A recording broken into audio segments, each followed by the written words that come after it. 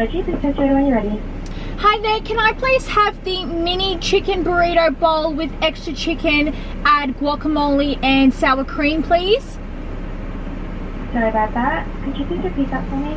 Can I please have the mini chicken burrito bowl, add extra chicken and guacamole and sour cream, please? Was that on the $10 chicken mini meal? Yes, please. And that was a burrito bowl? Yes, please. Mild? Yes, please. And what drinks do you after? Can I please have a Coke, no sugar, please? Is that everything? Yes, thank you. 11:50, Kathy. Thank you. Wow, that was difficult, wasn't it? As you guys would have seen by the title, I am doing a mukbang Q&A. So I have my GYG. I'll actually show you guys what I got. So I got a small chips.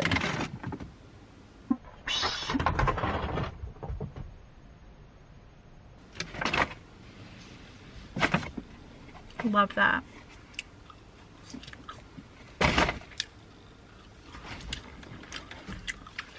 Josh is gonna bloody kill me. Clean that up. And then I got a mini chicken burrito bowl with extra chicken, guac and avocado. Now, before we start with the questions, let me just get into this because I am bloody starving. Wow, that is jam-packed. Oh. Cheers, guys. Oh yeah. Oh. Wow. That is so good.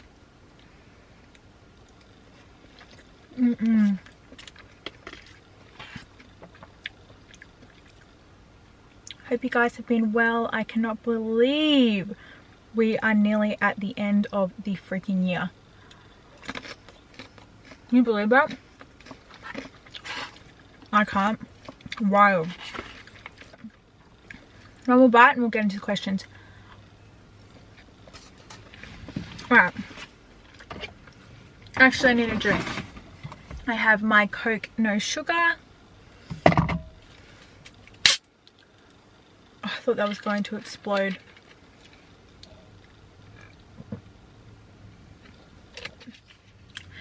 First question.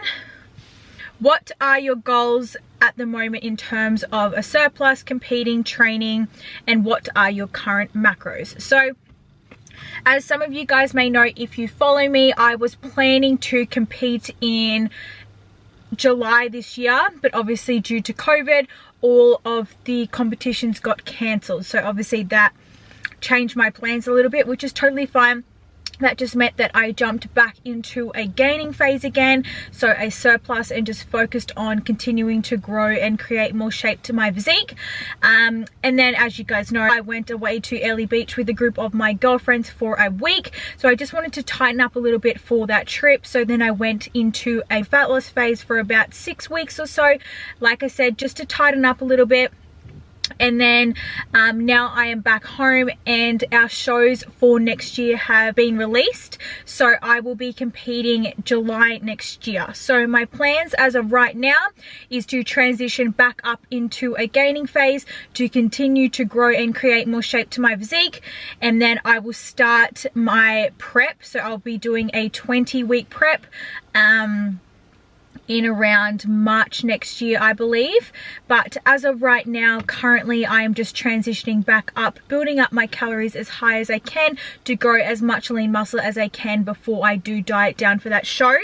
My current macros are 130 grams of protein, 235 grams of carbohydrates, and 60 grams of fats. So that is my current game plan right now.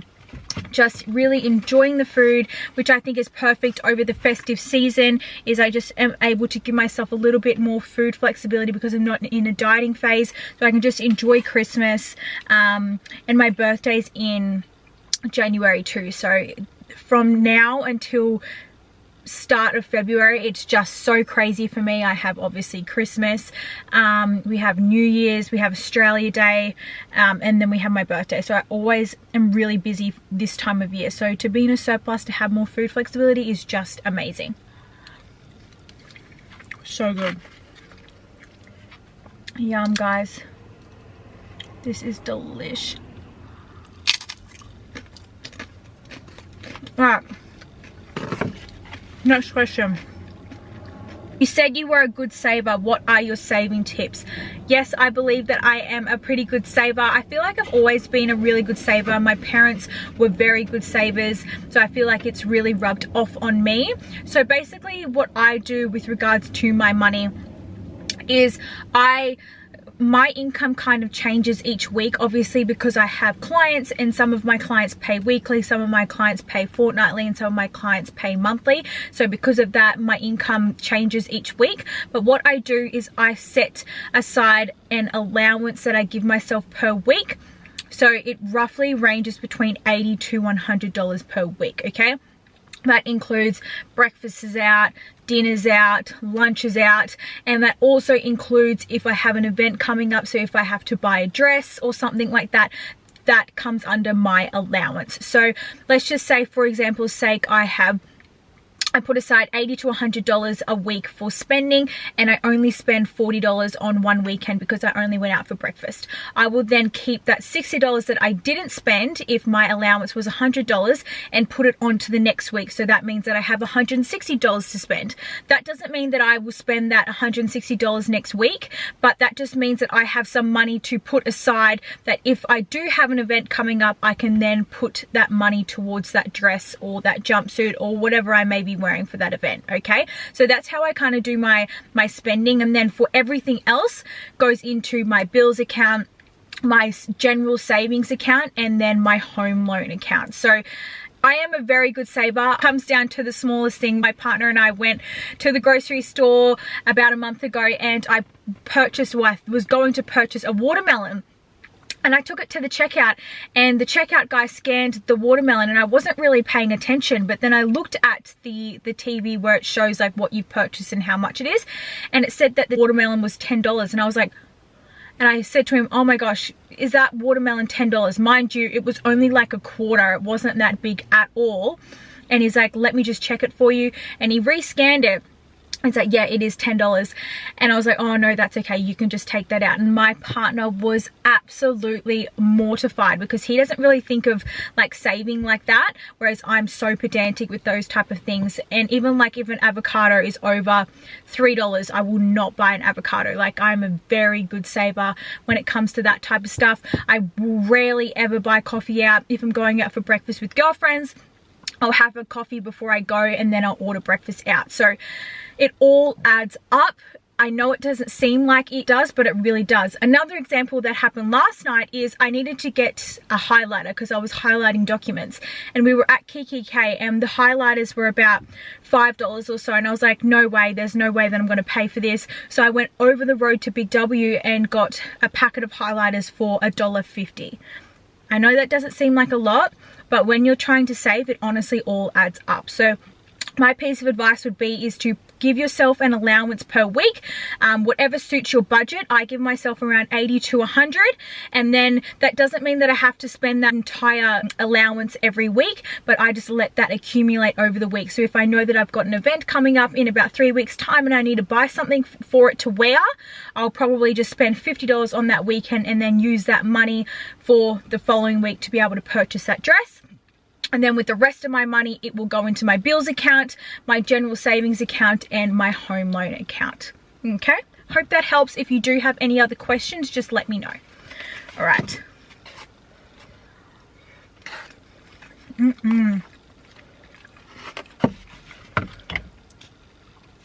My friend Ali loves these chips, but honestly, I think they're pretty overrated.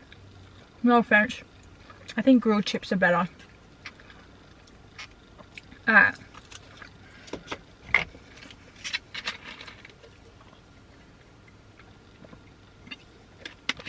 Next question. What do you say to clients who go over their calories on a particular day? Now, it's very person dependent as to how I respond. Okay, so if I have a client that is consistent majority of the time, I could not care if they went over. I would have just said, it is what it is. I hope that you enjoyed yourself. Tomorrow's a new day. Just make sure you smash it for the rest of the week, okay? So as you guys may know, with me and my coaching, I place a massive importance on balance and leading a balanced lifestyle, okay? Yes, it is freaking amazing to, you know, look good and everything like that, but if you're too strict, looking good is pointless because you just don't allow yourself to go out and enjoy yourself. So my clients know, and you guys probably know as well, I am a very sociable person myself. I love having drinks with my girlfriends and enjoying myself on weekends and eating delicious food. So it is very important that you do allow yourself to do these things, okay? But if you're constantly slipping up and going over your calories every single day, this is when you really need to sit back, and this is exactly what I'll say to my clients as well. This is when you really need to sit back and ask yourself, are your goals right now, if your goal is fat loss, for example, is your fat loss goal as important as you think it is in your head? Because honestly, if it is as important as you say it is, you will not go over your calories, okay? So you feel like that you're in the same boat where you're constantly going over your calories, you need to probably think that if it is the right time to be in a fat loss phase, and if it isn't, transition into maintenance. So just sit on maintenance calories and just maintain your current physique, or shift your focus and transition into a gaining phase and focus on muscle gain. Because if you are in a gaining phase, you're eating more calories and therefore you will have a little bit more food flexibility. So I'm a very understanding coach. All of my clients will agree with me. I'm never disappointed. That is not my job at all, to be disappointed in you. My best interests are your best interests, and I ultimately want what is best for my clients. So if you do go over on the occasion and you're consistent majority of the time, I would just say, do not even worry, get back onto it the following day. If we are time poor with regards to achieving your goal, this is when we would reduce your calories the following day or the next couple of days to compensate for that spillover. Or if you're consistently going over, this is when I would sit down with my client and really have a chat about what your goals are and how important your goals are, and then try and map out the best plan of attack going forward.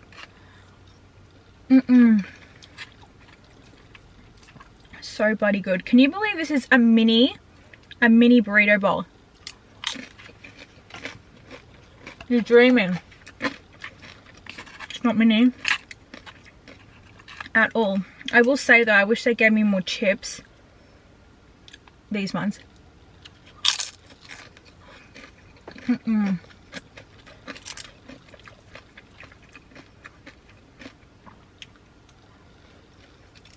Alright. Gosh, I am the type of person that when I eat, I have to eat and drink. I've got some girlfriends and my partner where he can just eat and only drink at the end of his meal. And then I've got friends as well that can just drink or only want to drink before they eat, and then they won't drink any liquid until after they eat. Like, that's just wild. For me, I have to eat and drink at the same time. My mouth just gets so dry. Comment below. Do you need to drink continuously while you eat, or are you one of those people where you usually only drink at the end, or if you usually only drink at the start of your meal? Let me know. All right, next question is, does it matter if I go over my calories if I hit my macronutrient targets? Great question. Now, I get this question a lot with clients. Now, by default, if you hit your macronutrient targets, you hit your calories, okay? However, on MyFitnessPal, which I'm assuming that's how you track your food, sometimes that doesn't happen. The reason why is because there is so many errors on MyFitnessPal app, and food companies are allowed to round up and round down their food labels, okay? So because of this, the calories and macros don't always add up, even though they should, okay? Now, what I would suggest that you do because of this is don't focus too much of your attention on the calories, just focus on hitting your prescribed macronutrient targets, all right? So what I would also suggest you do is use the databases NutTab, Equalution, or USDA. They are known to be most correct and accurate, okay? So don't focus too much on the calories, just focus on hitting your prescribed macronutrient targets. So what I mean by macronutrient targets is your protein, carbohydrates, and fats, okay? Like I said to you guys, by default, if you do hit your macronutrient targets, you also hit your total calories.